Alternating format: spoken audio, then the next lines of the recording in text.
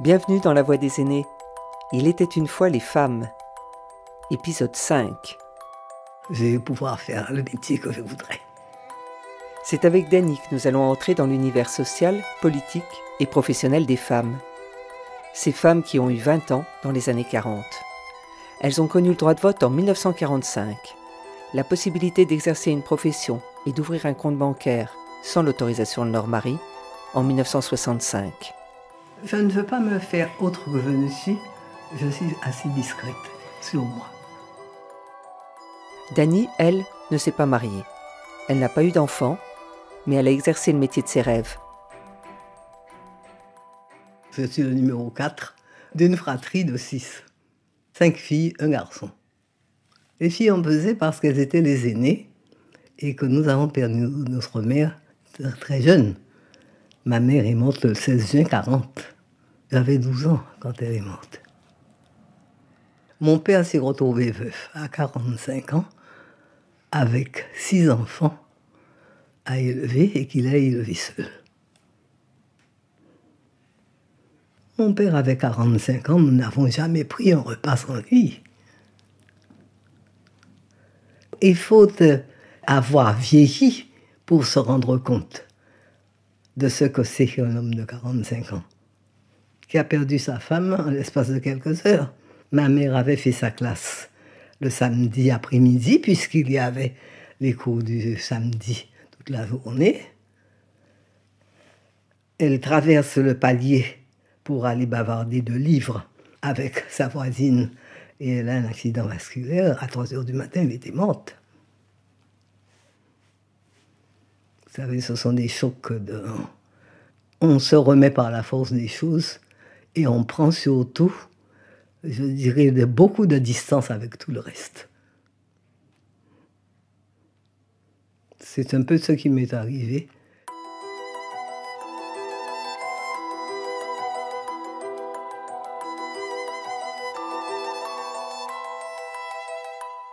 Chez nous, en fait, dans ma famille, mon frère était élevé comme nous. C'était pareil. Et je sais que ses petits camarades s'étonnaient qu'il fasse sa chambre. Du reste, il y avait tout un groupe d'enfants autour de nous. Et garçons et filles, les mêmes jeux. Ma sœur Marcelle a beaucoup fait du football dans son enfance. Et nous sommes venus à Basse-Terre au lycée.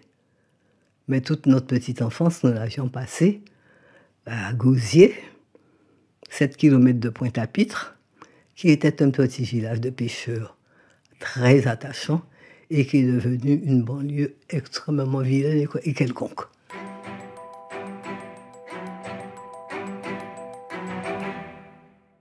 J'ai eu la chance d'être dans une famille où il y avait des enseignants.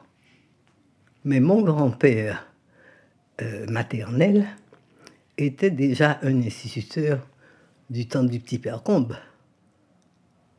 Alors j'ai été élevée dans un milieu où l'éducation, l'instruction avaient une place primordiale et où, je dirais, puisque les enseignants sont quand même des éveilleurs, on vous apprend à regarder et à écouter. Je ne remercierai jamais assez nos parents de nous avoir dit que l'essentiel était l'éveil aux choses. Je ne vois pas l'une de nous allant à la quête d'un homme. Je ne suis pas sûre que le mari était dans mes objectifs à moi. Encore que je souhaitais d'avoir une famille et d'avoir 4 enfants. Il ne se serait pas fait tout seul.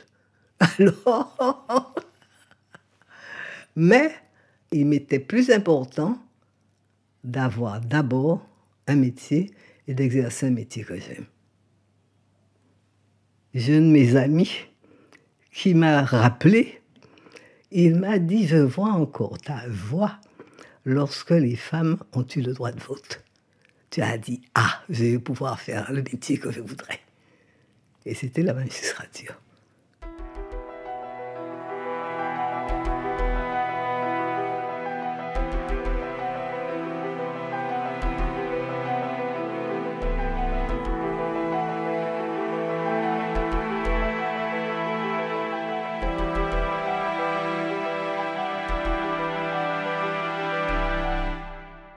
j'ai été répétitrice au lycée de Basse-Terre en attendant, puisque mes 2 sœurs aînées étaient, elles, étudiantes, sans bourse, pour les ressources d'un inspecteur des impôts qui s'était trouvé veuf à 45 ans. Donc il n'y avait pas de pension de retraite de ma mère, aggravée par le fait de la guerre, où tout était si cher, si rare. 1949, Dany rejoint ses sœurs à Paris. Elle vient étudier le droit. Elle rentre en faculté avec des jeunes qui sortent tout juste du bac. Ils ont en moyenne 4 ans de moins qu'elle. Difficile de trouver un mari dans ces conditions. Mais pour Dany, il y a une autre raison à son célibat. À Paris, les jeunes gens maintenant, ils ne savent pas ce que c'est que l'emprise des concierges. Ah non, pas de garçon ici. Des choses de ce genre. Hein. Mes sœurs avaient un petit 2 pièces chez Madame la Marquise Pelletier de Chambure. Madame Robert, la concierge, m'a regardée et elle m'a dit « J'espère que vous êtes aussi sérieuse que vos sœurs. » Et le seul garçon qui venait chez nous, c'était notre frère. J'en suis à me dire que nous avons peut-être été trop heureuses de notre milieu familial, à ne pas penser qu'il pouvait y avoir mieux, peut-être, je ne sais pas. Ce sont des orgueils qu'on dissèque après, mais il y a peut-être eu de ça. Non, mais il y a surtout eu que pendant tout le temps où on était étudiant, il n'était pas question d'avoir un autre objectif. Et à ce moment-là, on sortait de la fac et on préparait le certificat d'aptitude à la profession d'avocat, CAPA. Si on était reçu au CAPA, on était donc avocat stagiaire, et l'avocat stagiaire était un des milieux où on puisait directement pour la magistrature.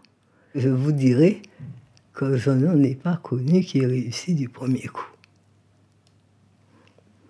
De femmes ? Et de femmes. Et je vous dirais, l'une de mes camarades de stage avait échoué à l'oral. Et tout le monde s'en étonnait, parce qu'elle était non seulement brillante, mais combative. Et on avait su, par la bande, que le jury avait dit « elle repassera l'an prochain, elle avait trop d'assurance ». Alors je vous dis, donc ça n'était pas facile d'être reçu. Vous savez, une des choses qui m'avait le plus choquée, c'est que discutant un jour de Madame Curie avec une de mes camarades de faculté, elle m'a dit « Oh, c'était une sale femme ». Et il m'était revenu que le charretier qu'il avait renversé avait dit qu'il avait eu l'impression qu'il s'était précipité sous ses roues.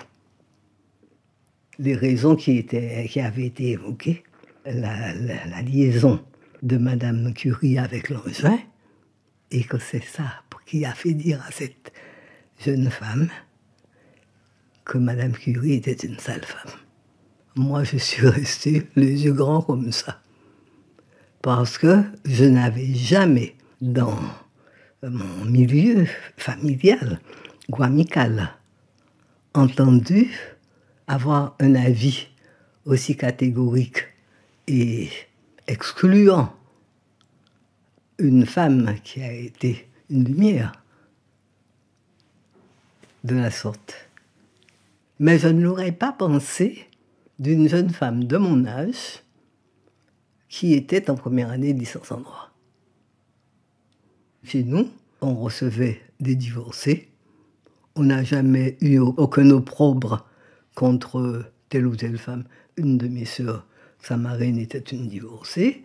Et puis, moi, je n'ai jamais entendu de critique qui puisse rabaisser une femme parce qu'elle avait eu dans sa vie un autre regard sur un autre homme que son mari.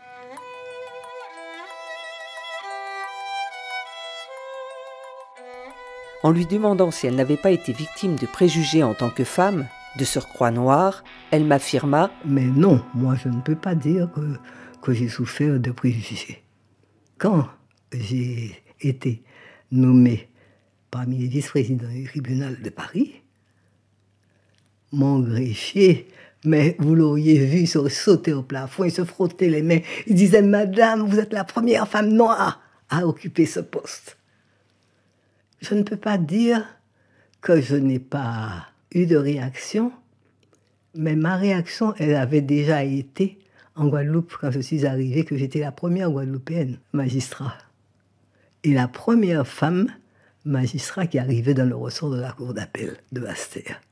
Dans l'ensemble, les femmes guadeloupéennes, elles étaient fières. Chaque fois qu'on m'a manifesté un sentiment, ça a été pour me dire bravo ou des choses de ce genre. J'ai terminé ma carrière comme président de chambre à la cour d'appel de Paris. Vous voyez que ça ne m'a pas changé. Ça ne m'a pas changé. Je suis restée moi. Et je vous dirai que Dieu merci, je ne crois pas avoir jamais intimidé qui que ce soit. Alors, pour la plupart des gens qui m'ont connu enfant en Guadeloupe, je suis restée Dany et puis c'est tout. Et Dieu merci, je n'aurais jamais été retenue par le fait que je me serais dit « c'est pas encore la place d'une femme ». Non.